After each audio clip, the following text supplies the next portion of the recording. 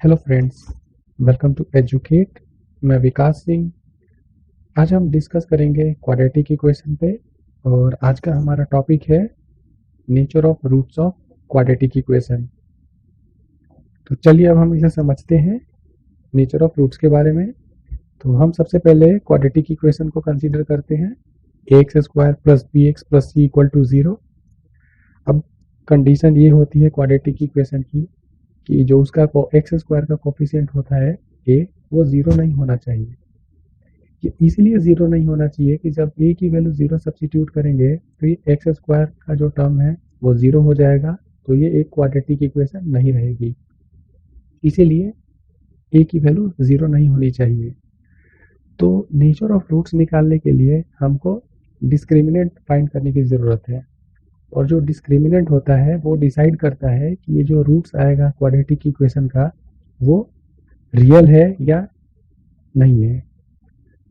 तो डिस्क्रिमिनेंट की वैल्यू निकलती है B square minus four A सी। यहाँ बी है एक्स का कोफिशिएंट, ए है एक्स स्क्वायर का कोफिशिएंट और ये सी कांस्टेंट टर्म है। तो इसके बेस पे डिस्क्रिमिनेंट की तीन कंडीशन हो सकती है।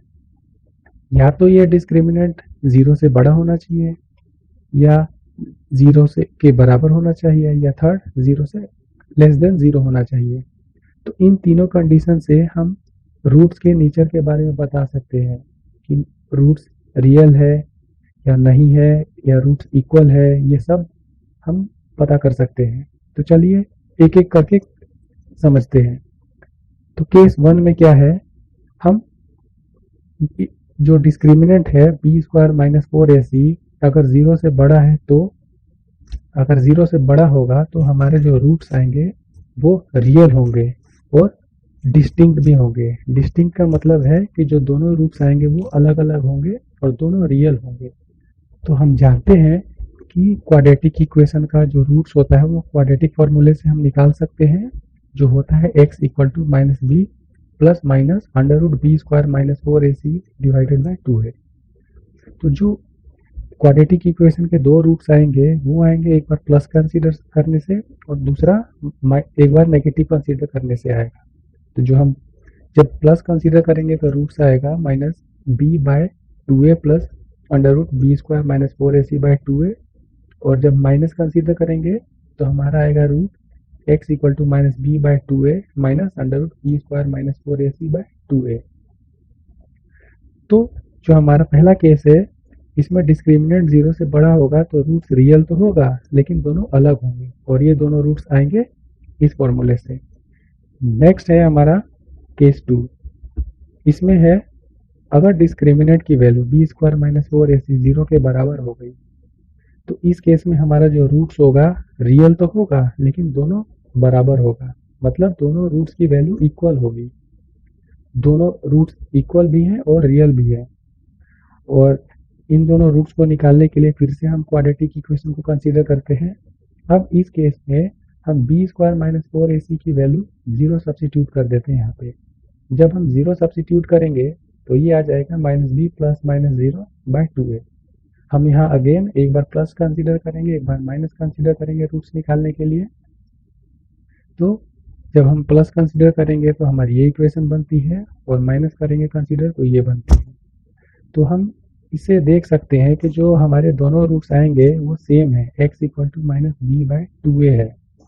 दोनों रूट है हमारे और दोनों रियल भी है और इक्वल भी है। तो इस केस में क्या होगा, अगर डिस्क्रिमिनेंट की वैल्यू जीरो के बराबर है तो दोनों रूट रियल भी है और उनकी वैल्यू इक्वल है, जो आएगा x equal to minus B by two A से। अब चलिए हम तीसरे केस पे चलते हैं। तो तीसरा केस था हमारा डिस्क्रिमिनेंट की वैल्यू लेस देन जीरो आएगी। इसका मतलब B square minus four A सी की वैल्यू जीरो से कम होनी चाहिए। इस केस में क्या होगा, हमारा कोई रियल रूट ही नहीं आएगा। तो जो क्वाड्रेटिक इक्वेशन का रूट होगा उसका नेचर यहाँ पे रियल नहीं होगा इस केस में, जब डिस्क्रिमिनेंट की वैल्यू लेस देन जीरो होगी। तो हमने तीनों केस समझ लिए हैं जिससे हम नेचर ऑफ क्वाड्रेटिक इक्वेशन के नेचर ऑफ रूट्स बता सकते हैं क्वाड्रेटिक इक्वेशन के। तो अब हमने तीनों केस समझ लिए हैं जिससे हम nature of roots of quadratic equation को हम इजीली निकाल सकते हैं। तो चलिए अब हम इसको समझते हैं। जो हमने सीखा है प्रॉब्लम लेके, तो ये हमारा एक क्वेश्चन है जिसमें हमें डिस्क्रिमिनेंट फाइंड करना है इस क्वाड्रेटिक इक्वेशन का, और फिर उसके हमें नेचर पता करने हैं उसके रूट्स के। तो हम सबसे पहले क्या करेंगे, स्टेप 1 में हम कंपैरिजन करेंगे। ये जो हमारी इक्वेशन है quadratic equation 2x square minus 4x plus 3 equal to 0, हम इसको कंपेयर करेंगे स्टैंडर्ड क्वाड्रेटिक इक्वेशन से। जब कंपेयर करेंगे तो हमारे जो कांस्टेंट टर्म है ए बी सी, इसकी वैल्यू आ जाएगी। यहाँ पे ए की वैल्यू 2 है, बी की वैल्यू -4 है और सी की वैल्यू 3 है। तो हमने यहाँ पे कांस्टेंट निकाल दिए हैं सारे अपने क्वाड्रेटिक इक्वेशन के। अब नेक्स्ट क्या करेंगे, हम यहाँ पे डिस्क्रिमिनेंट फाइंड करेंगे। तो डिस्क्रिमिनेंट का फॉर्मूला होता है बी स्क्वायर माइनस 4ac, और हम इन कांस्टेंट की वैल्यू जब सब्स्टिट्यूट करेंगे यहाँ पे, तो हमारी इक्वेशन बन जाएगी -4 का स्क्वायर माइनस 4 इंटू 2 इंटू 3, और सिंप्लीफाई करने पे ये 16 माइनस 24, अगेन सिंप्लीफाई करेंगे तो -8 आएगा। हम जानते हैं -8 की वैल्यू लेस देन 0 होगी, हमेशा होती है। तो इससे पता चलता है कि हमारा केस कौन सा होगा, थर्ड केस होगा, जिसमें डिस्क्रिमिनेंट की वैल्यू लेस देन 0 है।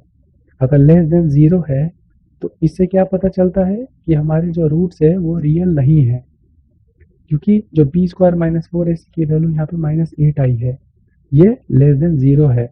तो इससे जो रूट्स है वो रियल नहीं है।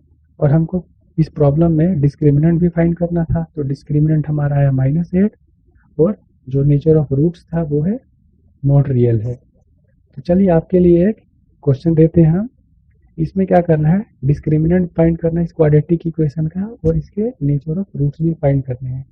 तो प्लीज़ इसको सॉल्व करें और कमेंट बॉक्स में टाइप करें। Thanks for watching, stay tuned for next video.